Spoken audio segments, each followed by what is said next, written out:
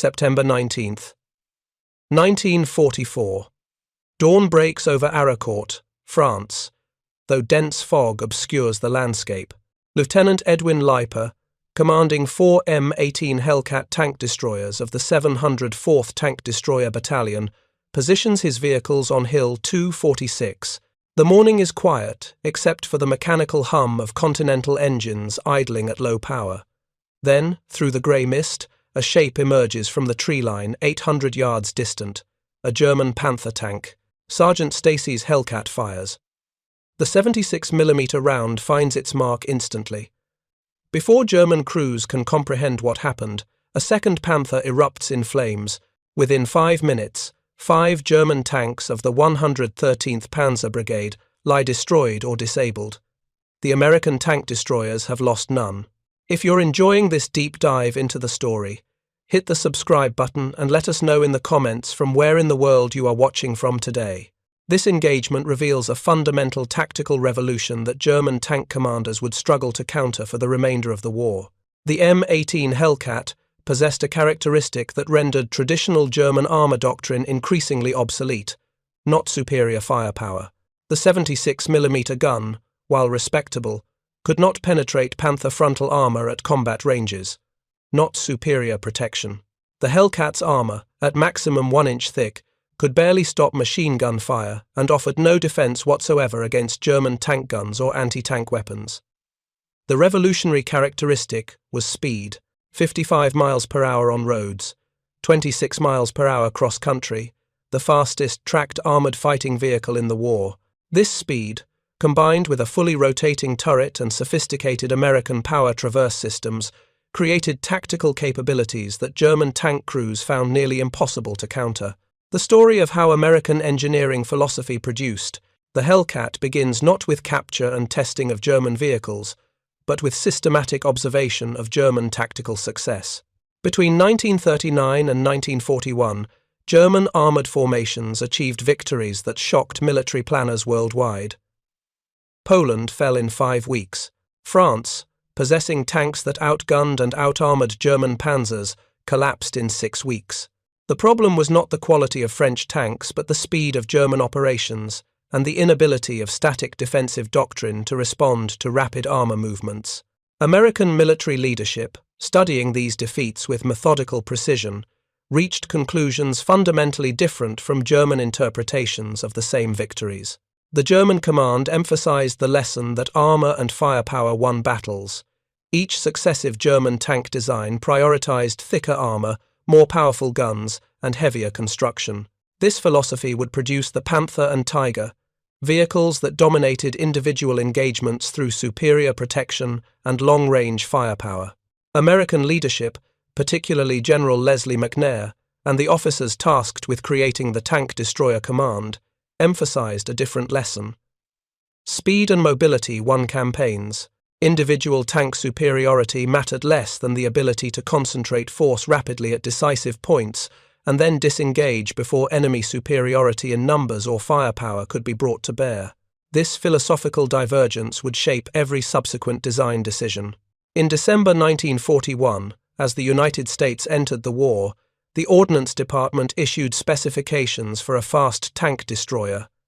The requirements emphasized unprecedented mobility, torsion bar suspension for cross-country speed, the Wright Continental R975 radial engine, the same power plant used in Sherman tanks, but mounted in a vehicle weighing barely 17 tons instead of 30.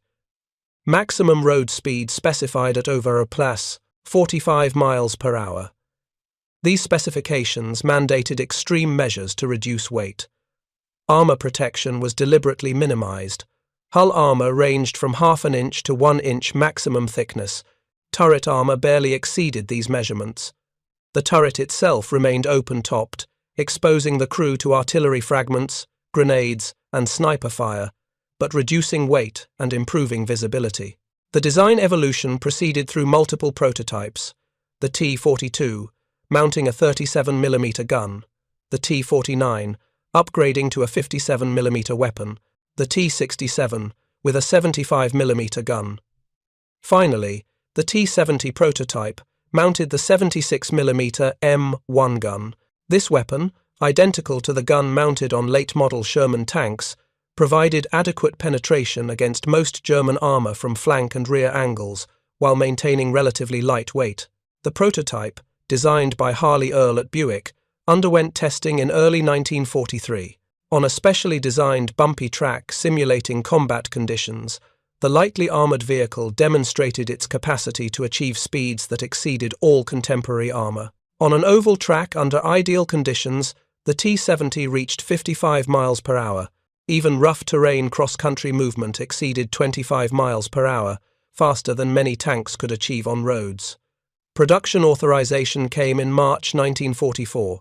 Buick, assigned manufacturing responsibility, produced the first M18 vehicles in July 1943. Initial contracts specified 1,000 units, expanded to 2,507 by war's end, as combat experience validated the design concept. The M18 embodied American production philosophy. Relatively simple construction allowed rapid manufacturing. The Continental engine, already in mass production for Sherman tanks, required no development of new logistics chains.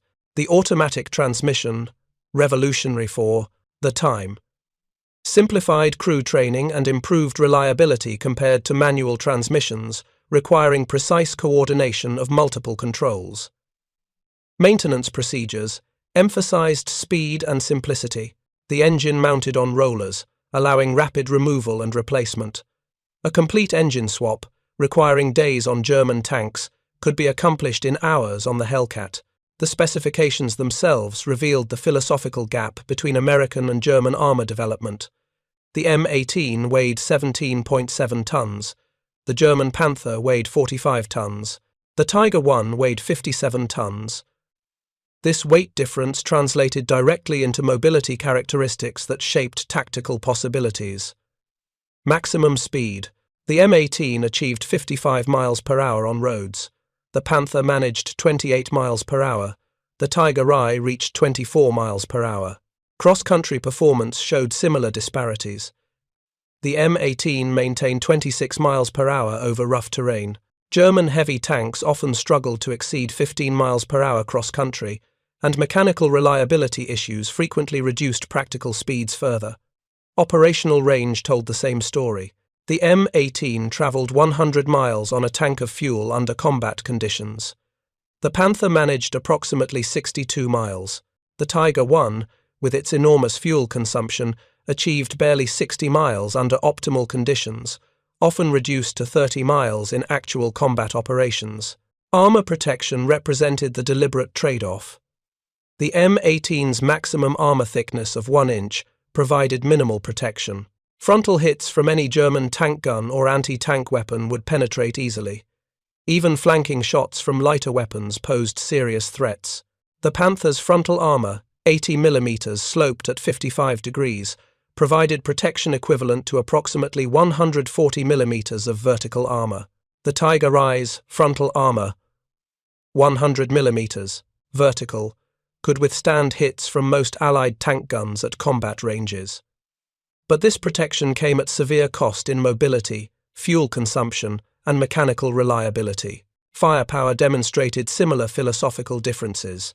The M18's 76 mm gun-firing standard M62 armor-piercing ammunition could penetrate 88 mm of armor at 1,500 meters, adequate for destroying Panzer IV tanks frontally at combat ranges, marginally adequate for engaging Panthers from flank angles, insufficient for frontal engagement of Panthers or Tigers, except at suicidally close range with specialized ammunition. The Panther's 75 mm Queb K-42L70 gun achieved muzzle velocities of 925 meters per second. At 1,000 meters range, this weapon penetrated 120 millimeters of armor. At 2,000 meters, penetration remained sufficient to destroy Shermans and Hellcats frontally with ease. The Tiger I's 88 mm WWII-36 gun demonstrated even greater penetration, capable of destroying any Allied tank at ranges exceeding 2 kilometers. These specifications made clear that in any static, frontal engagement, German heavy tanks possessed overwhelming advantages. A Panther could destroy a Hellcat from ranges where the Hellcat's gun remained ineffective. A Tiger, I could engage Hellcats from distances where returning fire was impossible. If armor warfare consisted solely of long-range gunnery duels, German vehicles would dominate absolutely. But armor warfare, particularly as practiced by American forces in 1944, did not consist of static gunnery duels. It consisted of rapid movement, flanking maneuvers, ambush tactics, and systematic exploitation of German weaknesses that superior armor and firepower could not address. The Hellcat was specifically designed to fight this kind of war, not to stand and trade shots with Panthers, to appear suddenly from unexpected angles, fire quickly and accurately, and disappear before German guns could engage. To leverage speed as both offensive weapon and defensive protection, the American tank destroyer doctrine that shaped M18 development embodied this philosophy completely. Tank destroyers were not designed to engage enemy armor frontally in sustained combat. They were designed to maneuver rapidly to threatened sectors, establish ambush positions using terrain and concealment, engage enemy armor at maximum effective range from flank or rear angles, and immediately reposition to avoid counterfire. This doctrine, when executed properly by well-trained crews, transformed the Hellcat's apparent vulnerabilities into tactical advantages. Thin armor meant lighter weight, enabling the speed that made ambush tactics possible. The open-topped turret provided excellent visibility, critical for identifying targets and escape routes quickly. The lightweight and powerful engine allowed rapid acceleration and deceleration, making the vehicle difficult to track and engage. Combat debut came at Anzio, Italy, in May 1944. Initial deployments remained limited as crews learned to employ the vehicle properly and tactical doctrine evolved through battlefield experience. The Hellcat's true potential would not be fully demonstrated until autumn 1944 in France, when American armored spearheads encountered German counteroffensives employing substantial numbers of Panther and Tiger tanks. The battle that would define the M18's reputation and reveal its capabilities most clearly occurred near the French village of Aracourt in September 1944. This engagement would become the largest tank battle on the Western Front prior to the Battle of the Bulge. It would demonstrate conclusively that in mobile warfare, speed and tactical flexibility could overcome superior armor and firepower, and it would reveal to German tankers a tactical problem they possessed no adequate solution for. The strategic situation, in September 1944, created the conditions for confrontation between American speed and German firepower. General George Patton's Third Army had advanced rapidly across France following the Normandy breakout. By mid-September, American forces approached the German border, threatening to breach the Siegfried Line defenses before German forces could consolidate. Supreme Allied Commander Dwight Eisenhower, however, diverted fuel supplies to support Operation Market Garden in the Netherlands. This decision halted Patton's advance and provided German forces critical time to regroup. Adolf Hitler, recognizing the threat posed by American forces in Lorraine, ordered a counteroffensive. 5th Panzer Army, commanded by General Hasso von Manteuffel, assembled substantial armor forces. The German force comprised elements of the 11th Panzer Division, the 111th Panzer Brigade, and the 113th Panzer Brigade. Total German strength reached 262 tanks and assault guns, including significant numbers of newly arrived Panther tanks. The Panthers represented Germany's most capable medium tank. Introduced in 1943 following shock encounters with Soviet 34 tanks on the Eastern Front, the Panther combined heavy firepower and excellent armor protection with reasonable mobility for its weight class. The 75mm main gun could destroy any Allied tank at ranges exceeding 2,000 meters. The sloped frontal armor could defeat hits from American 75mm and 76mm guns at all practical combat ranges. German intelligence assessed American forces in the Aracourt sector as undermanned and vulnerable. Combat Command A of the 4th Armored Division, commanded by Lieutenant Colonel Creighton Abrams, held positions around the village with approximately 70 Sherman tanks and supporting elements. The 704th Tank Destroyer Battalion, equipped with 36 M18 Hellcats, provided the primary anti-armor capability. German planners anticipated that local superiority in numbers and the technical superiority of Panther tanks would achieve rapid victory. They failed to account for several factors that would prove decisive. American intelligence, provided by reconnaissance elements and air observation, tracked German movements with precision. The 4th Armoured Division had fought continuously since Normandy and possessed experienced crews with excellent tactical training. The terrain around Aracourt, consisting of rolling hills with scattered woods, favoured defensive tactics and provided numerous positions for ambush. Most critically, German planners failed to recognise how American tank destroyer doctrine and the M18's unique capabilities would exploit German tactical and technical limitations. The first German attack launched on September 18th against Luneville, south of Aracourt. The 111th Panzer Brigade struck American positions held by the 2nd Mechanized Cavalry Group and Reserve Command of 4th Armored Division. Despite initial surprise, American forces, recently reinforced, repelled the attack. 24 German armored vehicles were destroyed in sharp fighting.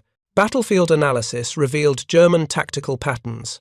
Panthers advanced in column along roads, rather than deploying across favorable terrain. Coordination between armor and infantry remained poor.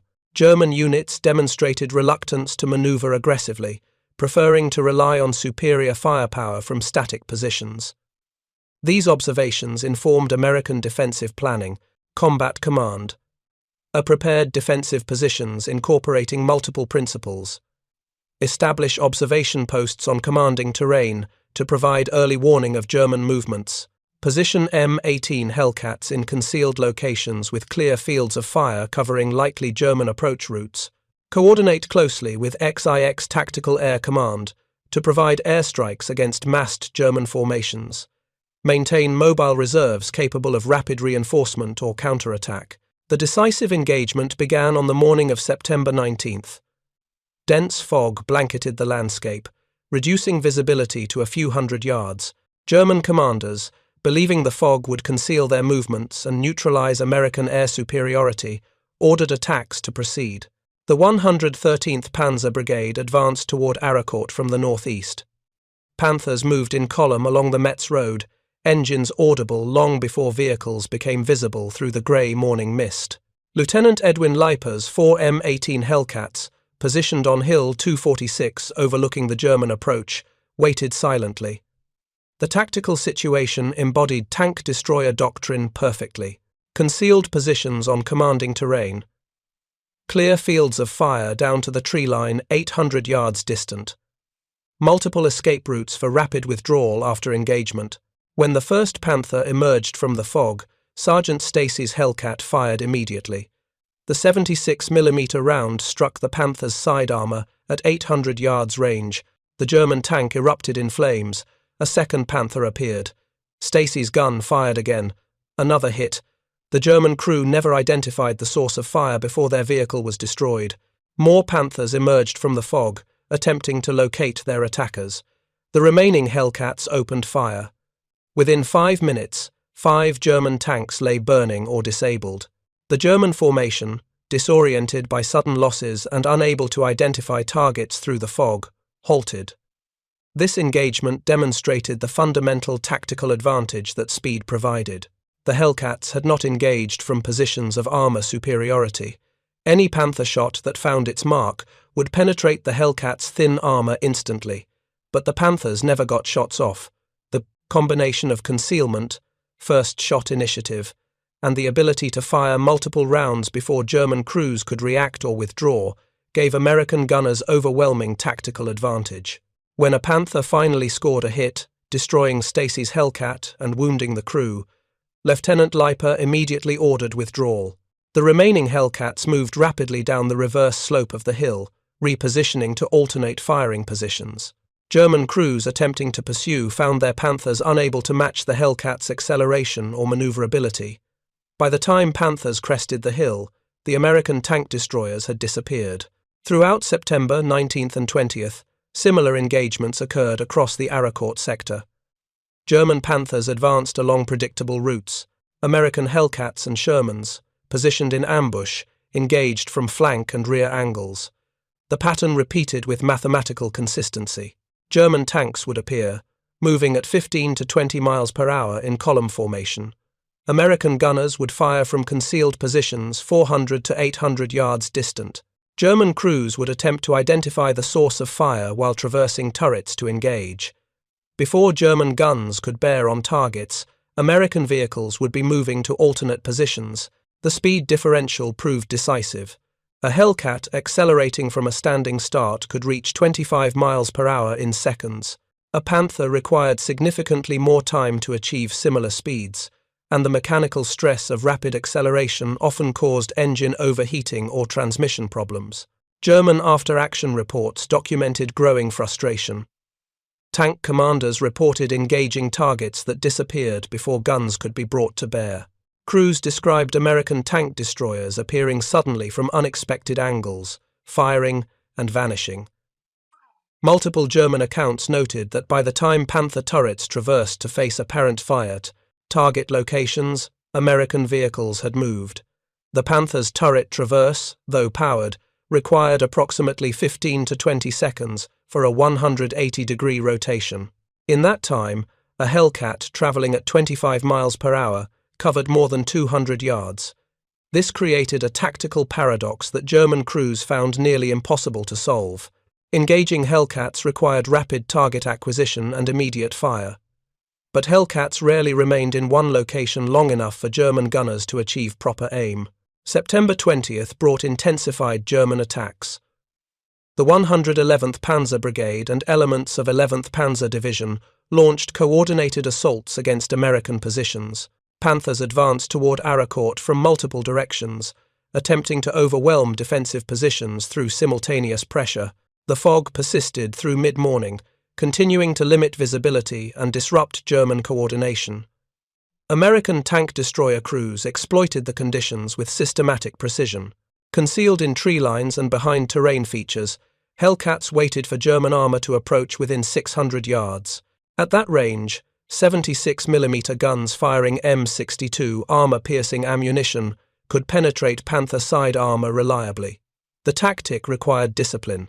Crews had to resist the temptation to fire at maximum range where hits became uncertain. They had to wait until German tanks closed to distances where a single shot would achieve decisive effect. When Panthers entered the killing zone, Hellcats fired in rapid succession. Each gun crew aimed for specific vulnerable areas. Side armor, significantly thinner than frontal protection. The area where the turret joined the hull, where armor was thinnest.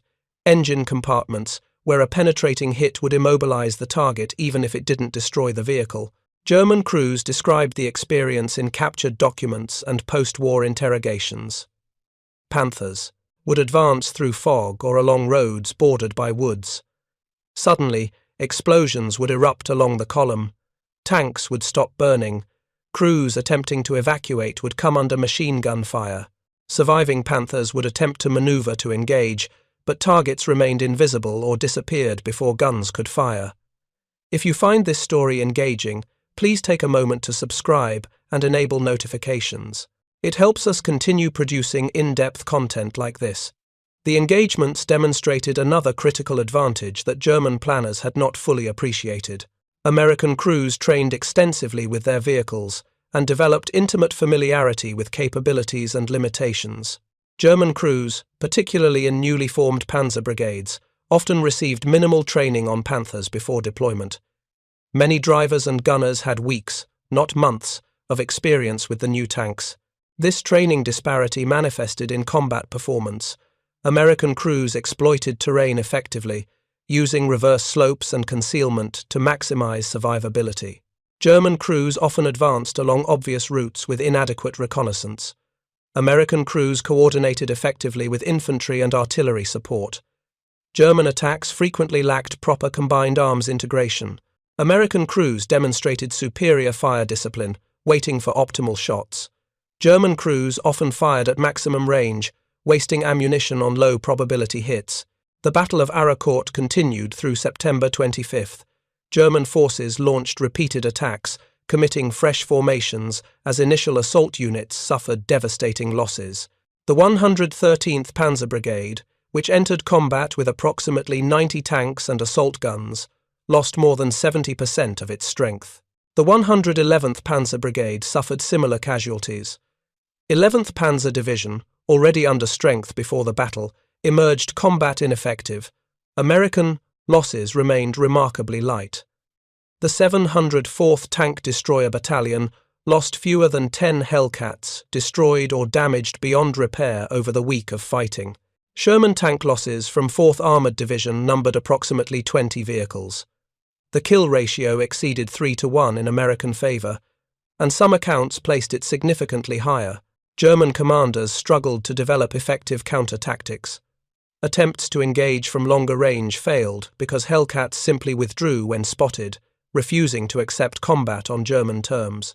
Attempts to advance rapidly en masse failed because Panthers lacked the speed and mechanical reliability for sustained high-speed movement. Attempts to infiltrate infantry forward to identify Hellcat positions failed because American infantry screening proved effective. The fundamental problem admitted no easy solution. The Hellcat was specifically designed to fight exactly the kind of battle that occurred at Aracourt: rapid movement to threatened sectors, ambush from concealed positions, engagement at ranges where American guns remained effective, immediate withdrawal before German superiority in armour and firepower could be brought to bear. Post-battle analysis by German intelligence officers revealed the extent of the tactical problem. One captured report, later translated by American intelligence, stated candidly, "The American tank destroyer units demonstrate mobility that our forces cannot match.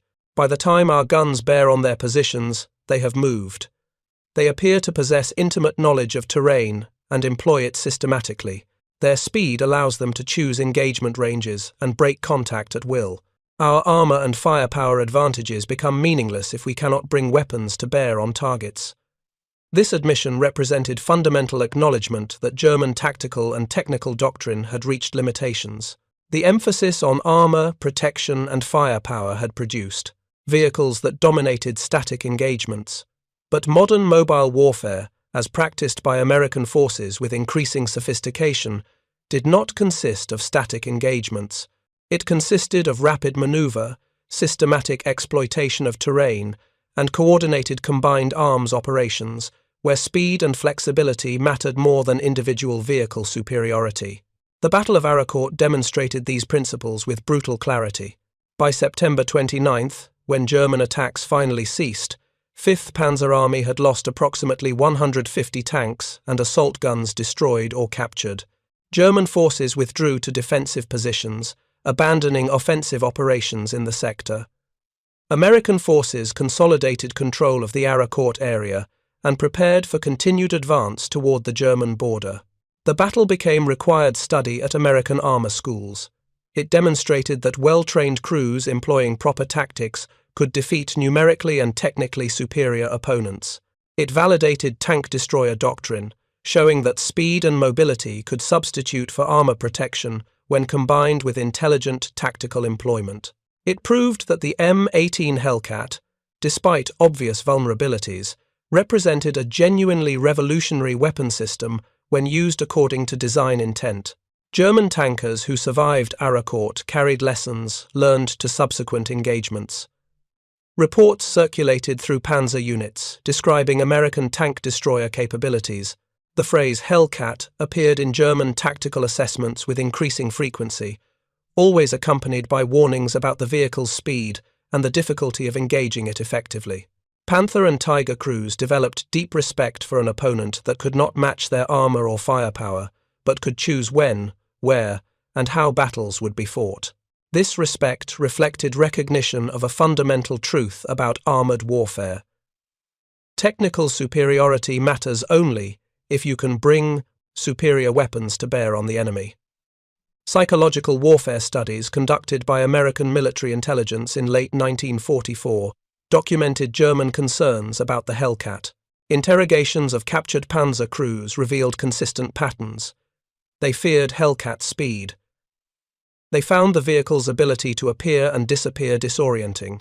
They described feeling hunted rather than hunting, a psychological reversal that affected combat performance. One captured German tank commander, when asked about his experience fighting American armor, stated, "Against the Sherman, we had advantage in range and protection. Against the Hellcat, we had no advantage. It chose the range. It chose the angle. By the time we could engage, it was gone. You cannot fight what you cannot catch. The tactical lessons learned at Aracourt spread throughout American tank destroyer battalions in the autumn and winter of 1944. Units equipped with M18 Hellcats refined doctrine based on combat experience.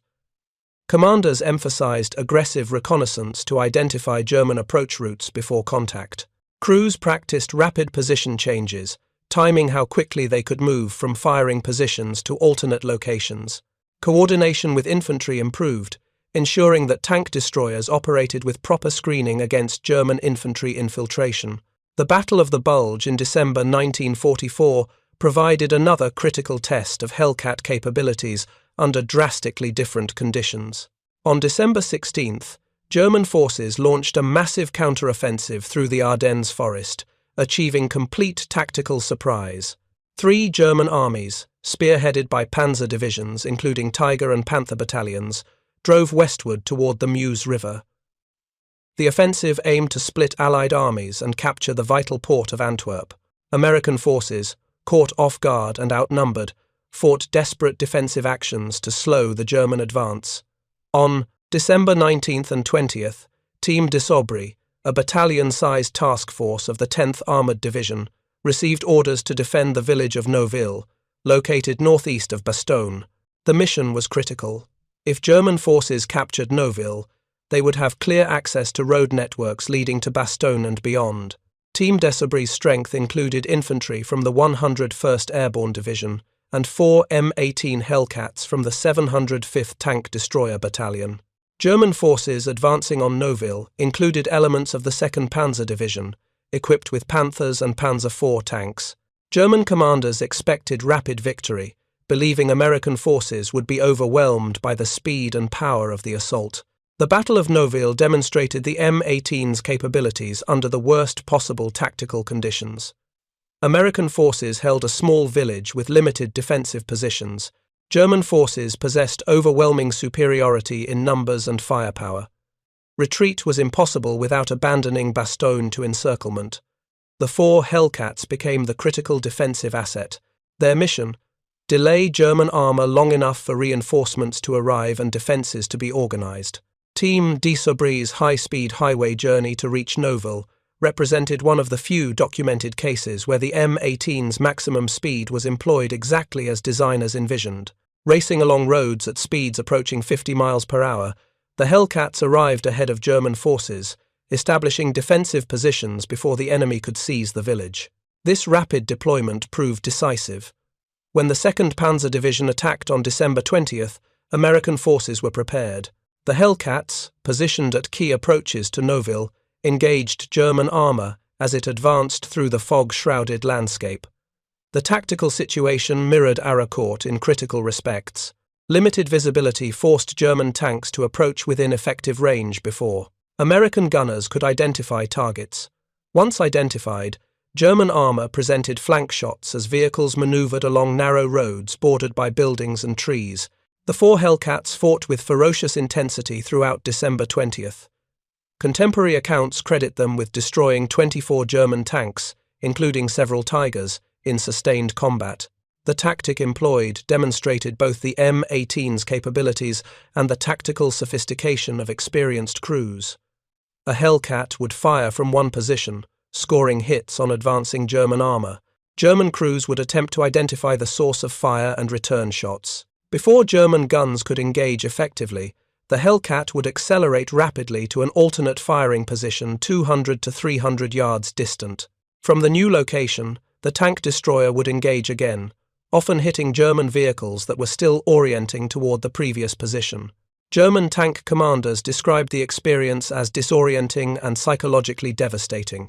They could hear the distinctive sound of the Continental radial engine but could not pinpoint locations before the Hellcat moved again. They would spot a tank destroyer, traverse turrets to engage, and find the target had vanished.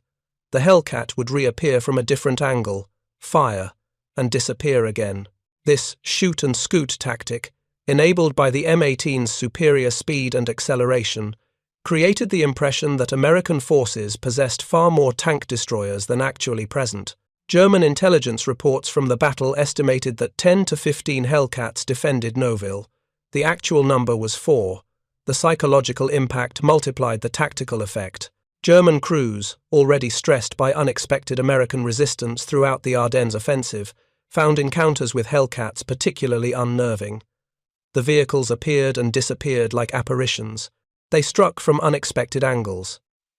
They refused to engage, on German terms, accepting combat only when circumstances favored American gunnery.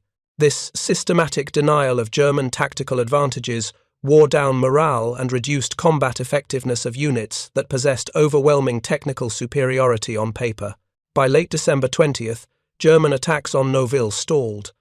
American forces, reinforced and resupplied, held the village. 2nd Panzer Division's offensive capability was significantly degraded. The failure to capture Noville quickly contributed to the broader failure of the Ardennes offensive. German forces lacked the fuel and time to achieve breakthrough objectives.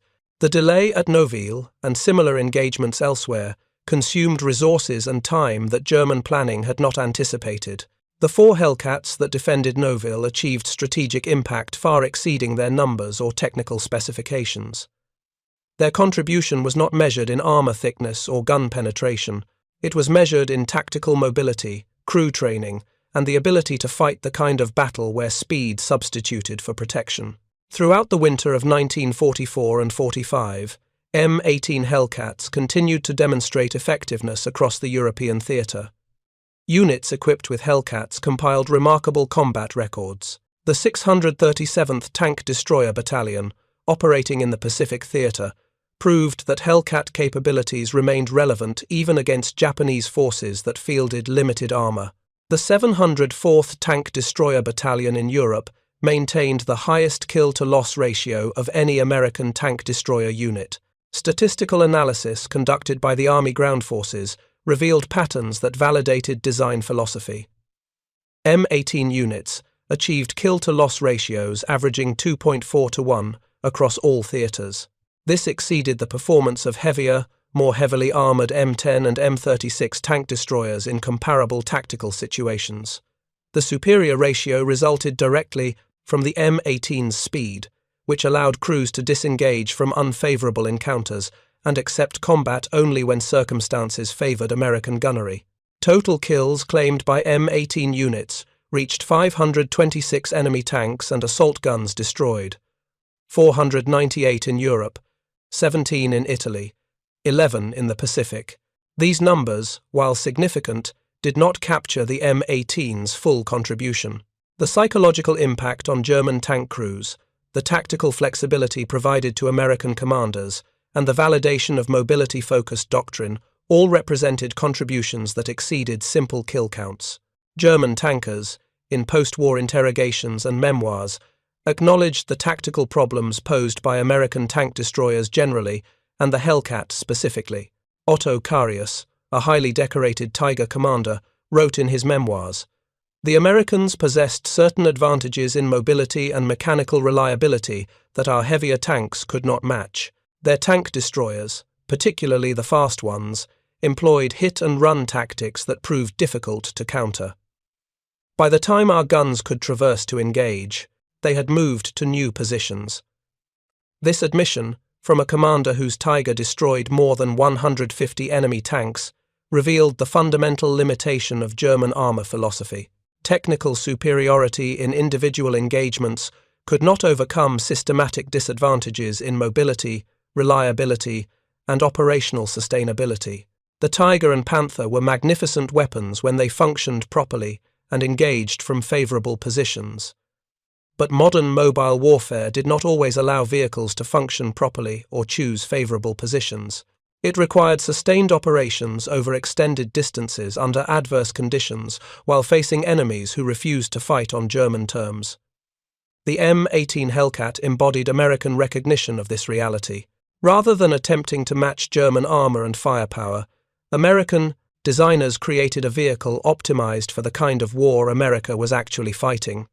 Rapid advances over long distances, exploitation of breakthrough opportunities, defense against counterattacks through mobile response and flanking maneuvers.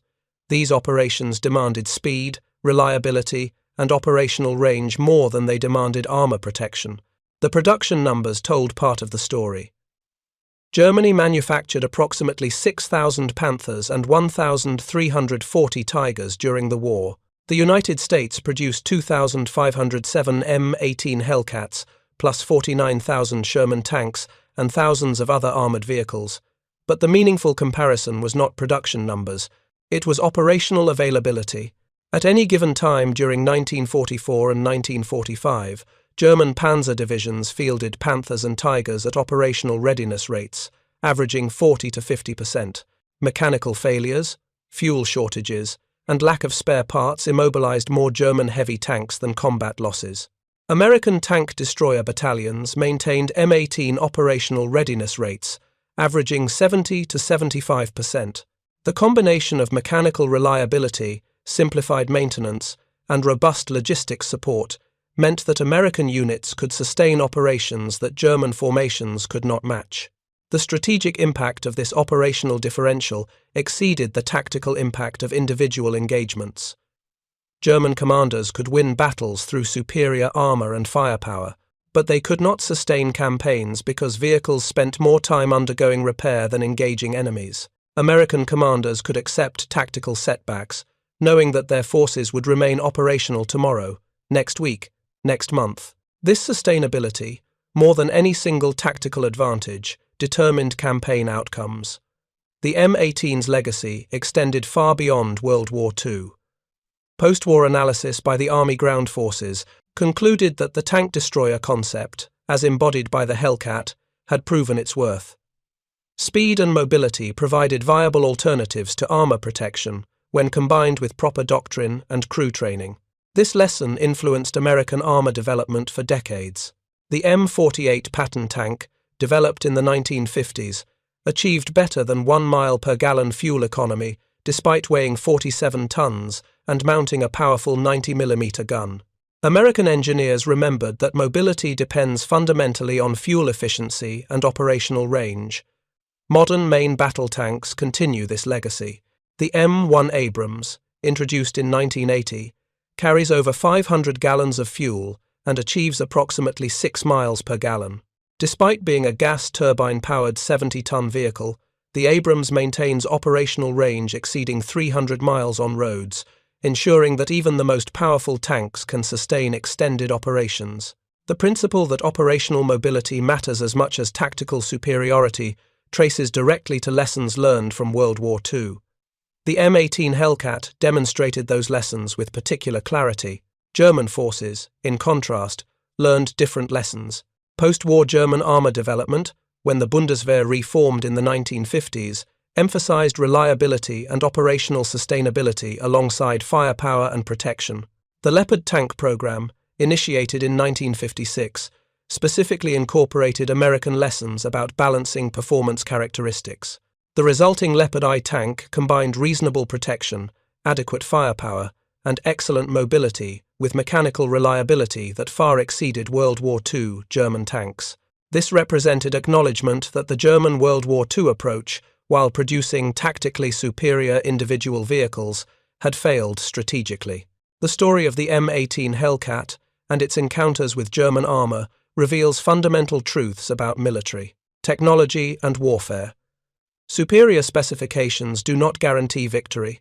The most powerful weapon system is not necessarily the most effective. Sustainability matters more than perfection.